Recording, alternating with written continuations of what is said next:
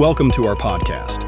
If your business still sees IT as just another line item, it's time to rethink the role it plays in your long-term growth. Atul Bhagat, President and CEO of Base Solutions, puts it clearly. You don't hire managed services to fix your problems. You hire them so problems never happen.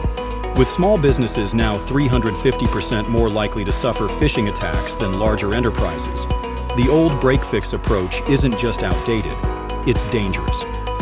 Managed services flip the script by preventing downtime, embedding compliance into everyday operations, and aligning IT strategy with business goals. Gone are the surprise bills, the constant firefighting, and the lack of visibility that drags productivity down. Instead, you get real-time monitoring, expert-led support, and procurement that's built for scalability and savings.